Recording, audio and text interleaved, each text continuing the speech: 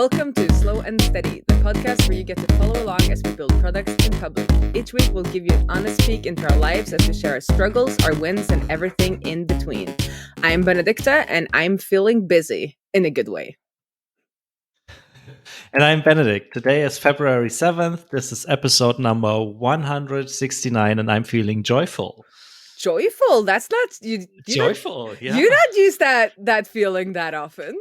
What is making I checked the feelings wheel and decided I'm feeling joyful today. Yeah. Well, for one, we're trying this fun experiment of live streaming this recording session, which might or might not work out at all.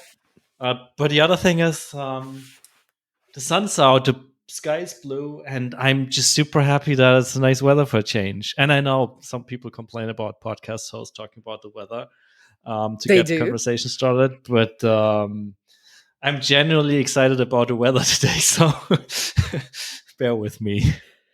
I mean, as a Northern European, like this is important stuff. Like if the sun is out or especially not, in winter, it's a game right? changer. It's a game changer. I've been biking all around town today, and I wouldn't say it's great weather, but I had so much fun biking on snow because I'm in the center of Oslo and we don't really have any snow. And then I was picking up this snowsuit for Lillian that I bought used, and it was like way up like, I wouldn't say the hills of Oslo.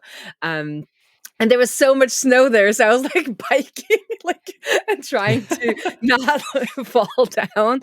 So that's why I stopped and had a little bit of a relaxation at a coffee place right before we were streaming. So then I had to jump on my bike, and I was really hoping there wasn't that much ice going to get home, because otherwise I would have been way late for this recording. But it's always good to get out and feel the weather, whatever it is. Yeah, totally. I had to go downtown earlier today for an appointment, and on the way back, I took the long walk home from the station just to enjoy the weather and the sunlight. And it's pretty cold. It's like -2, something like that. But with the sun, it's so much nicer. I feel we should do an episode where we focus more on that, because I saw that Justin Jackson, co-founder of Transistor, again was talking about how they got a co-working space downtown, and he gets to walk back and forth every day, and how important that has been for his mental health. And I felt similar when I started my contracting gig last week, where I have to go downtown to the harbor of Oslo, and I just yes, I came home happier because I got to bike down there. I got to bike up. I got to lunch with people. I got to, discuss, have some fun, check out their roof terrace, and all of those things that has nothing to do with work, really. But it just kind of makes everything more joyful. And it's easier to forget that when you work on your own project, on your own, remotely. Yeah, absolutely. 2 weeks ago, I visited. I was downtown Frankfurt for a meetup, and it was the first meetup in years. And at first, I was like, whatever meetups. I don't really care. It's just a waste of time. But turned out it wasn't. It was a lot of fun, just meeting people and talking Ruby and checking out the fancy rooftop terrace as well. And, rooftop terraces, it's a thing. Totally.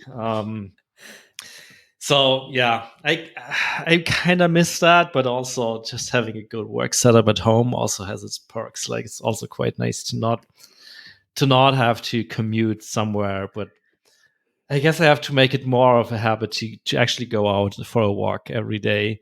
And I used to do that last winter and last spring more regularly, but I always used to do it in my lunch break, more or less. And that doesn't really work anymore, because our front-end developer, he starts his work usually when I would usually go to my lunch break.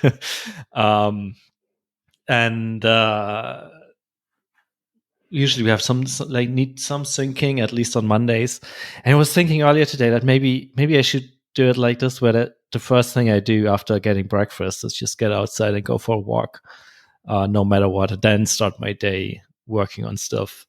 instead of trying to cram it in between and then get it like messed up by stuff that's happening or being too focused to actually take a break. Yeah, that's what I'm Because that trying to happens from time to time as well. That's what I'm trying to do with the yoga. Like I realize if I get it done as soon as I get up or as soon as Lillian is kind of off to school, then it gets done. Otherwise, I'm like, oh, I can do it in, Yeah. in a break. And suddenly I forget to take breaks as well. And it doesn't happen. The problem here though, it's so dark. So you don't really want to go out in the morning, but now it's Right. getting later It's though. better. But yeah, but see, now we spend like, I don't know, 10 minutes talking about the weather and getting out of the house. But important stuff. Important stuff. For sure. For For sure. sure. So I, just to jump right in, Twitter is starting to charge for their API usage come Thursday. Not that we have any information about what the pricing will be or what it entails, but it's going to happen in 2 days because we're recording on a Tuesday. So I'll be live streaming my reaction to the pricing on Thursday's pirate stream. Hopefully there is Nice. That's some. fun. Yeah, that's going to be fun. Hopefully there's going to be some information by then. Personally, I don't really mind paying if it's within, I would say like if it's below $50, like I can pay a little bit every month to like get proper access, maybe even we'll get some extended limits because we've been hitting rate limits with the Twitter API all the time. And I'm talking about this, concerning our little tool Pruner Follows. And I've gotten a lot of concerned messages from people. It's like, oh, what will this mean for Pruner Follows? And, or like, what will this mean for your startup? And that's mostly from journalists though. But I'm like, it's not a startup. Like this is a side project. I I would never build a product that I thought was going to sustain me like money wise. I wouldn't build something that is that connected to Twitter because I know they can do whatever they want. So the way we monetize Pruner Follows is that we sold it as a sponsored project to Seda, who paid us to build it and kind of share our process and also share our experience with their tool working on a real world project. So we monetize it completely differently than by trying to make it kind of pay for itself.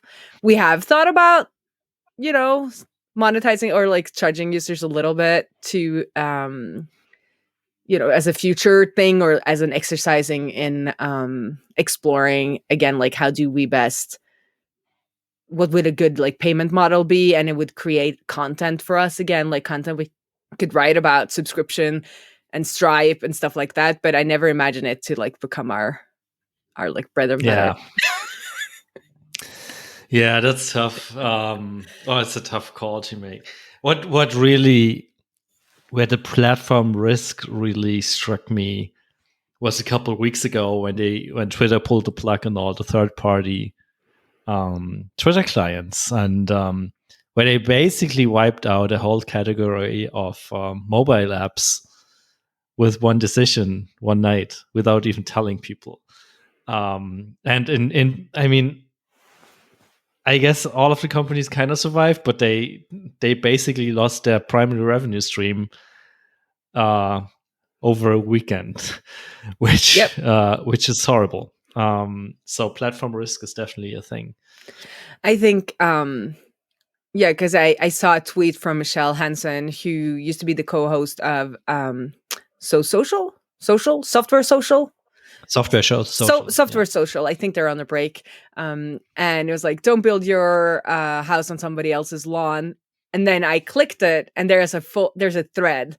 So she's been saying this since I think the first one is 2017.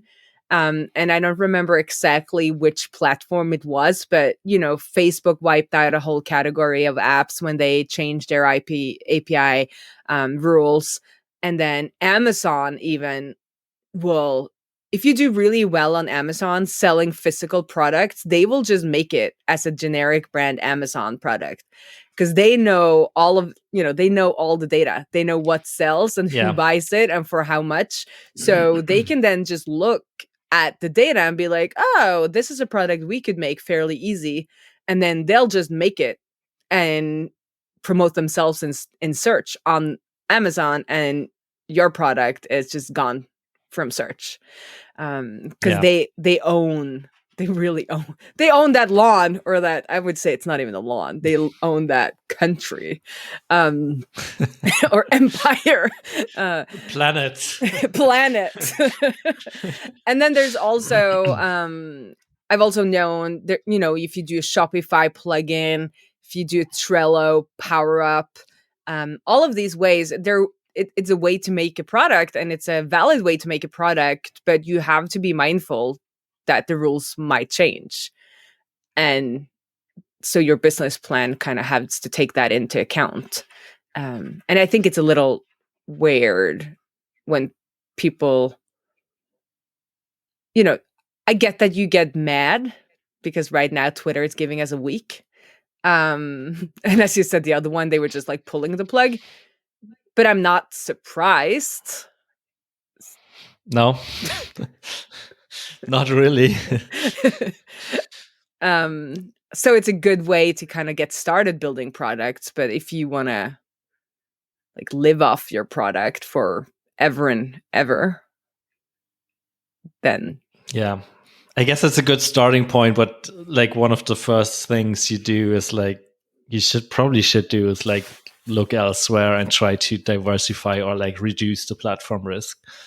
And I guess it depends a little bit on like what platform you're building on and stuff like that. But in the end, you never know, right? They can all change the rules or change limits or just cut you off, and you'll never know. Like, well, hopefully you know ahead of time because they tell you and are nice about it. But as we just saw a couple of weeks ago, it doesn't necessarily have to be the case.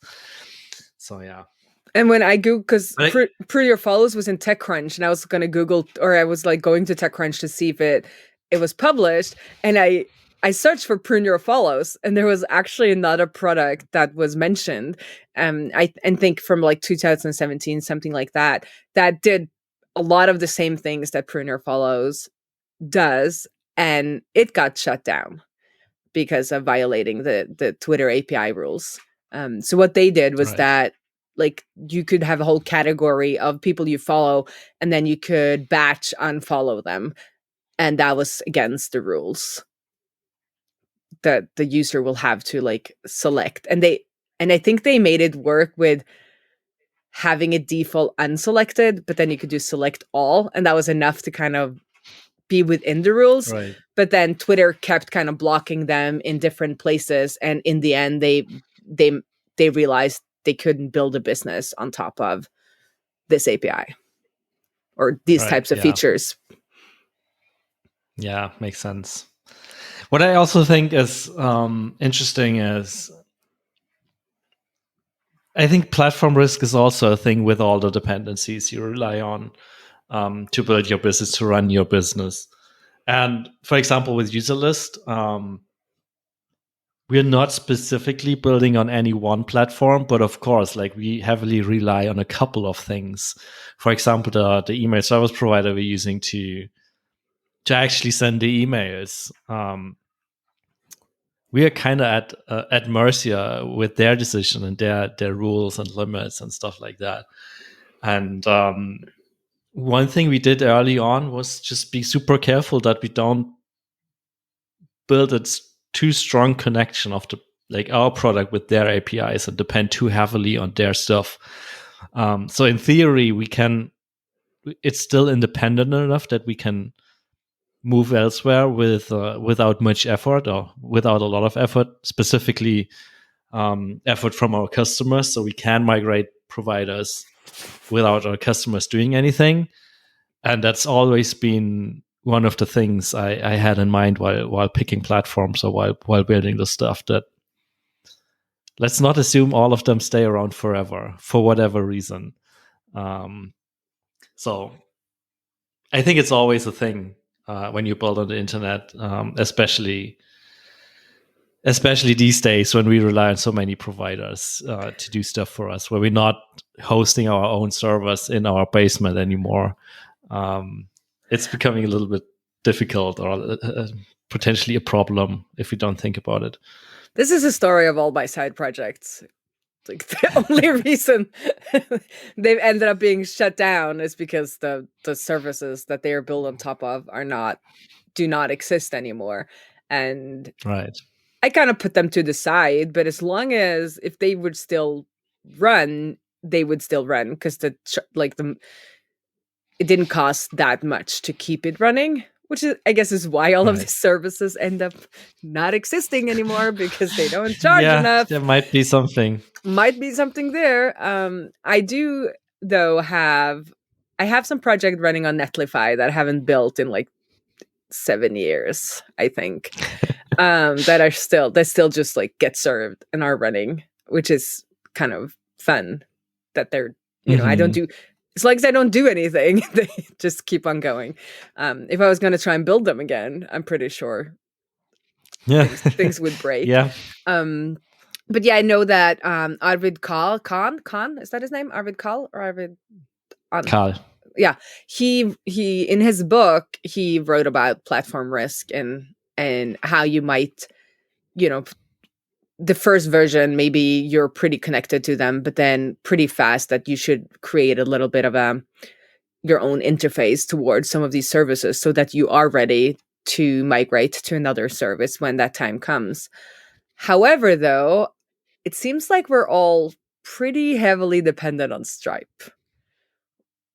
Like if Stripe changes the rules tomorrow, how easy would it be for userless to change payment provider?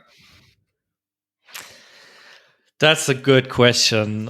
It will definitely be painful. I don't think it's impossible. I mean, we'd probably have to ask people to re-enter their payment details, but I think we could, in theory, move elsewhere. But yeah, you're right. The ties to Stripe are pretty strong. And we love Stripe because they were they were the little guys. They're not the little guys anymore. They are becoming not Amazon. Anymore, no. They're not fully Amazon, but they're getting pretty big. And they're pretty close. Yeah, they're pretty close, and they can pull the plug on you pretty easily, and without getting through to support. Because I guess that's one of the big issues here. It's like I can't I haven't even tried, but I can't get to talk to Twitter. There's no way I can get through and ask them what's up, what's happening, what should I do? The same thing the last times I've been trying to talk to would need anything from Stripe. You're not getting through to proper support. Yeah, that's true. And the sad thing is that it keeps happening, right? I'm starting to read from more people who got locked out of their Stripe account, or not necessarily locked out of their Stripe account, but where Stripe is refusing to do business with them or for them anymore, and that's tough. Should we just leave it at that? Yeah, I guess it's tough. But I think it's tough, and but I don't know. In some way, it's harder. In some way, it's much easier to be a little provider these days. You can make your own SaaS, and there are tools in place to make it go faster, and you can do it alone. But also, you end up being at the mercy of other companies. Yeah. And even with POW, I got locked out.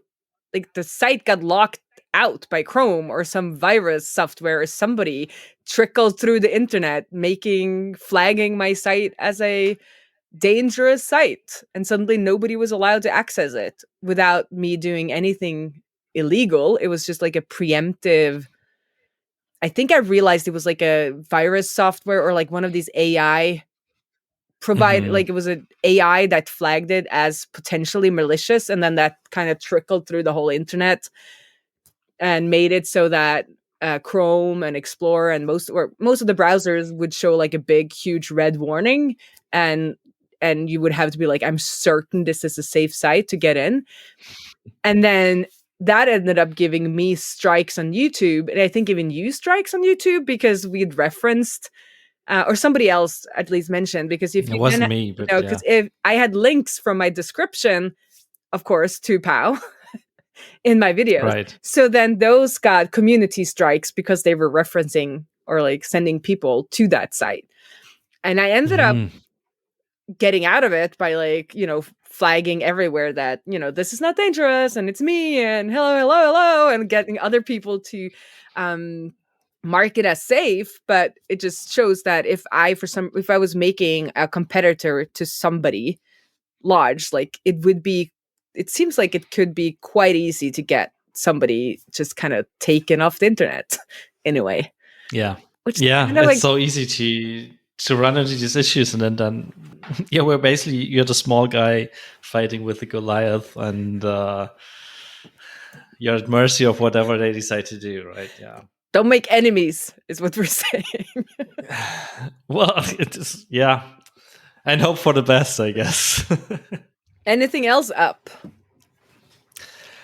Anything else? Let me think. Yeah, so we launched a new blog redesign last week.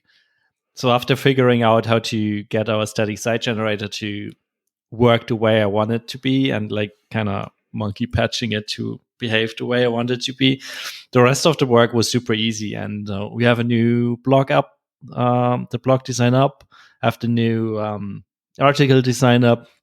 We even built like one of those fancy table of content things that show the progress while you're reading it and stuff like that. It was just fun to build, and yeah, I think everyone's proud of the new design and just enjoys it. And yeah, so that was the big project of last week. Then again, I'm also shopping around for a new email provider for reasons I just kind of alluded to. Our current provider is fine, I guess, but our email volume is increasing month over month, and we are running into more limits with our current provider. They of course have like rate limits on the API and stuff like that to protect themselves from spammy customers. But yeah, we're running into those more often these days. So I'm looking for either upgrading them, like upgrading to bigger plans and stuff like that over there. But at this moment, we are at the biggest self-serve plan already. So Oh, you right don't want to go over now, to the enterprise plan? yeah, that's the big question. Like, we should either go over to the enterprise plan over there, or what I'm also doing is like looking at other providers and jumping on demos and sales calls with other providers, which might be better suited. And we're talking to one that's kind of interesting. But again, I feel like it's my first time of an enterprise sales experience where we had a sales call last week, or a demo call last week, where there was no demo, but just like a lot of questions of what we need and explaining what's going on. And then we have another call this week to actually do the demo. And then we probably have a third call to actually talk about pricing. And I don't know, like, it feels like it's pretty involved. And I'm like, just tell me the price and give me the API docs. You're talking to a developer here. You're not talking to another enterprise person who wants to sit in meetings and discuss. I just wanna get this going and see if this works or not. So I don't know. Let's see. So far things are looking really good, and I'm excited about the feature set. But we'll see. I keep everyone posted. So that's that. And then the last exciting thing I want to mention this week is I will be speaking at a conference this year, and I'm going to be at the Rails SaaS conference in Athens, Greece, at the beginning of June. And we'll be talking about it's not entirely decided yet, but probably about the reporting engine we're building these days and the challenges that come with that. And I'm super excited, for one, because it's going to be a great conference. I'm sure about that. It's going to be an exciting topic. But most importantly, my co-founder will be there as well, also giving a talk, and it will be the first time we meet in 4 years, something like that. Last time we met was like October 2019, so it's been a while. Yeah, that's pretty cool. That's it from my side. Maybe I should just book a trip to Athens. Yeah, maybe. not that Again. not that interested in rails, but it's a cool city. So, and there's probably going to be more cool people in town. But Yeah, hopefully. yeah. But like, I think tickets are on sale for the conference, and it's not that expensive. I think it starts at $249 per ticket. So it's actually pretty cheap for a conference. Yeah, that's pretty affordable. Yeah. I guess it's because if it's the Rails SaaS conference, well, there are some large SaaSes, of course. But if you want, like, the people running their own businesses, you can't only have enterprise pricing, I guess. Yeah. I feel like But some then of again, a these. microconf ticket is Oh, like yeah, that's true.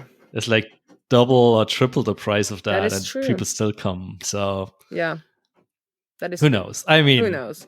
I just feel like some developer conferences, it's like, it's, yeah, they're priced because there's an employer with a lot of money right, paying.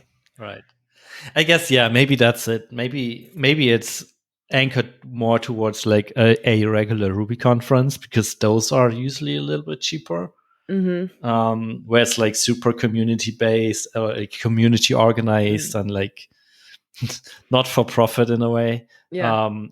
So if you compare it to that, then I think it's a reasonable price. But Yeah. if you compare it like a businessy microconf type conference, or even like an enterprisey developer conference, it's super cheap. Yeah. Yeah. Yeah. I guess it all depends on who you compare the pricing to. It's like that price anchoring, right? It depends on what you're Yeah, comparing it to, exactly. if it's cheap or not, or expensive or not. So on my side, yeah, I started that contracting work last week, and it looks like I'd be working on a little app within a very big app, but they call like each feature an app. And it seems like I'll be working on the spending and budgeting app of this bank. So I don't know yet what I'm allowed to say or not, but it seems like they have a very open culture. So I'm going to be there 2 days this week as well, and there's going to be workshops tomorrow. So I'll be asking how much I can share, because it's definitely kind of an application in itself. So it would fit well under the build in public umbrella. I'll build a product in Right. public. I'll just won't make money off of the product, but I'll make money off of making it. Right. But I think it's really cool. Like, I think it will fit me very well, because it's more, I mean, it's definitely, there's a designer, and there's going to be another developer, and there's a product owner and stuff like that. But it seems like it's a very collaborative culture, and so there would be more of product development. Like, it's not only going to be ready made Jira tickets that are super specific and just asking me to like do that one thing and just do not ask questions, let's just do it. Yeah. Type situation. So I think I'll have some possibilities to actually make some contributions on how it's going to be, which is really cool, because this is Yeah. it's my bank. So Yeah. so Projects. I'm going to be using it because it's my bank. Yeah, nice.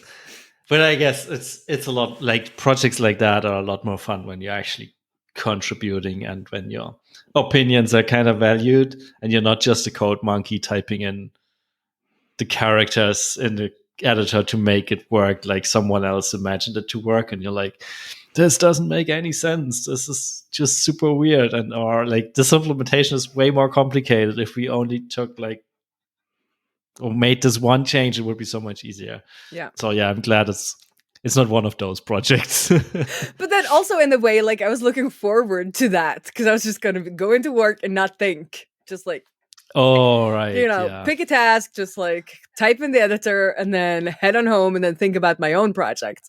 But also, I know that wouldn't have been fun for a very long time. Like, that would have been fun for a limited amount of time. So yeah, I think this fits me quite well, and because then it becomes like one of my projects. It just it's got a different setup, but it's like one of the projects I'm working on, and I do enjoy having several projects to work on instead of just working on one. So it's kind of it's all coming together. Also, I think there's going to be some good content coming out of this, if I'm allowed to talk about it. Yeah, that would be cool. Yeah, I mean, that it's would a be difference nice. when it's like, oh, so who's using your product? Like, oh, I don't know, a couple of people on the internet, or like the Norwegian people, which is basically All of Norway. all of Norway. I wouldn't say it's all of Norway because it's not governmental, but it is the largest bank. So, Right. and they just bought the next largest bank, which was my bank. So now I have to use this bank. Like they're I merging. see. Yeah. So they're gonna again be the largest bank. And it used to be the only bank, I guess, way back when. Yeah. Yeah. But that's it. Yeah, that's it from me as well. Yeah. Nothing else to add this week. Other This was than fun. don't build your house on somebody else's lawn. Yep, exactly. Well, actually, in Germany, I think, yeah, it would be stupid. Yeah, it would be stupid. Yeah, because then the one who owns the land owns the house. Well, see, this is side note. So my summer cabin is built on somebody else's lawn or land. And that was quite common in Norway, or I think all through Scandinavia, where people were allowed to build at least kind of winter cabins and summer cabins. I think also some like some like permanent resident houses too. But and it's called something specific, and you were allowed to build your house on this land, and then you kind of rent the land, and you pay on a yearly basis. And this Right. was Yeah. and this was very common, and then there's lots of laws around this, but people like things might change. Because, so there's like I don't know exactly, but like the people that own our land, where the summer house is, they want us to buy the land because they don't really want to just like bill us. I think it's like a couple of $100 a year. I can't remember exactly. It's like very cheap. So they want us to buy it, but they want us to buy it for like a lot of money, and we're like, we don't want to buy it. Of course. And then there's like a lot of rules in place to protect me, the renter, and not the landowner. But if governments change, this might change, where the rules again will favor, not again, but will favor the landowner and not us kind of land renters. So yeah, I have a house and somebody, well, I didn't even think about that until you said it, but yeah, I have a house on somebody else's, like a physical house on somebody else's lawn. And yeah, it will be interesting to see where that takes me in the next 10 to 20 years. Yeah, we see. At least it's just a summer house and not your permanent residence. Yes. And also, luckily, these things change a lot slower. Yes. Than people who own internet businesses like Twitter. Right. Yeah. Well, I guess that was a nice detour. Nice detour. But I guess that's it. I'll see you around the interweb. Yep. See you. Bye.